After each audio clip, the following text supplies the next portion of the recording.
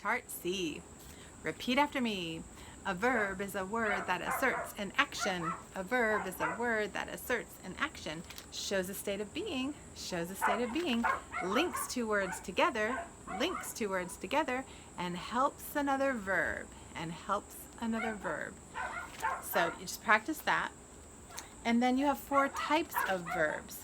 They're intransitive. They don't transfer action from the subject to the object. So if Amy ate, I'm not transferring Amy to something. But if Amy ate marshmallows, or if Amy ate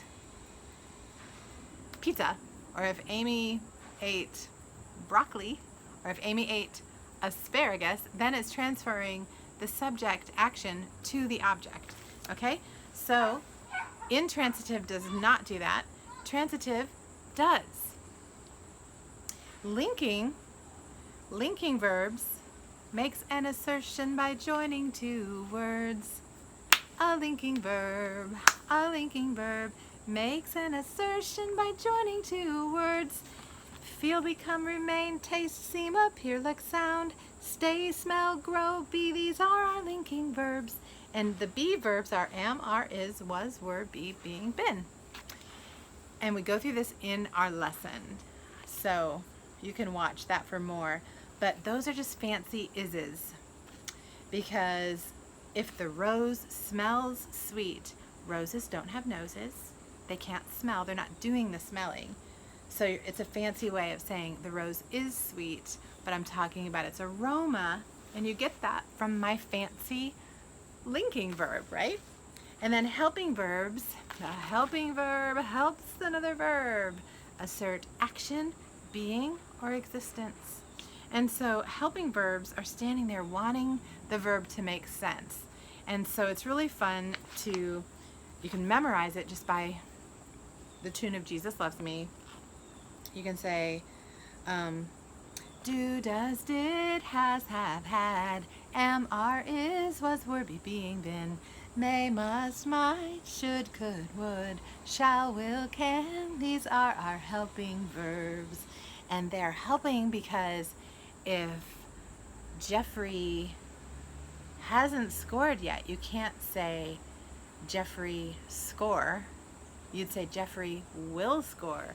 Or maybe the team is depending on him, so Jeffrey must score. It's going to change it. And so your helping verb is standing there like, I've got to make it make sense. I have a purpose to serve. And then they are so proud of the purpose that they're serving and helping the context of the verb make rightful sense that it doesn't leave the verb's side. So whenever you diagram them, they stay on the verb line right next to each other. Okay? And we show that in the lessons.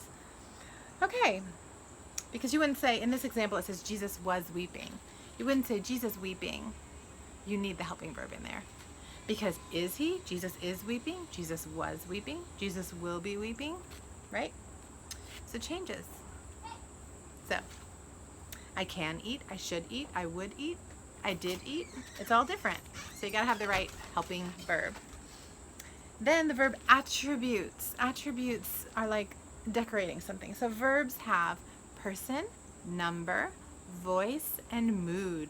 And the person is first person, second person, or third person, and they have to match the noun. So singular and plural is number, singular, plural, girl, girls. And you could do a ton of those with verbs.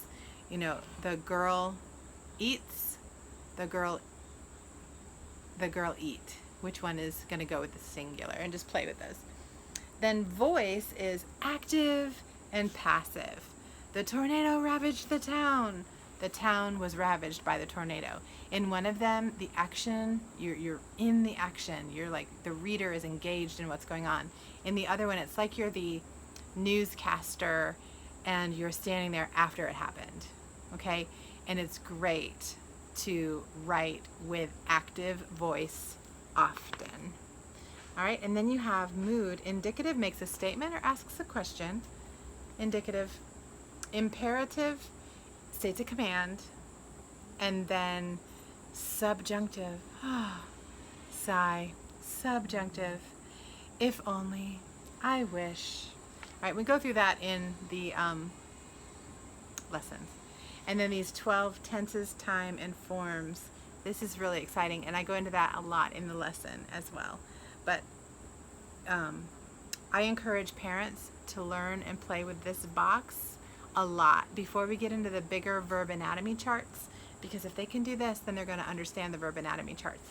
And if they haven't started here, then it's going to be really complicated when they get to the verb anatomy charts. So watch the lesson that goes through these where we work on, present, past, future. Everything has a present, past, future. So simple has a subject and a verb. I play. So I play, I played, I shall play, or I will play. So present, past, future. The perfect has to have in it. It's got to be the right form, because you either have or had, depending on what tense it is. So I have played, I have played, I had played, I will have played. And then progressive has the ing, and it's I am playing, I was playing, I will be playing.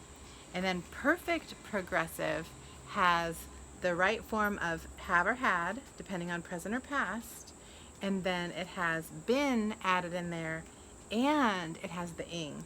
So I have been playing, I had been playing, I will have been, or I shall have been playing. So play around a lot with those. I'll show them in the lessons. And that's chart C.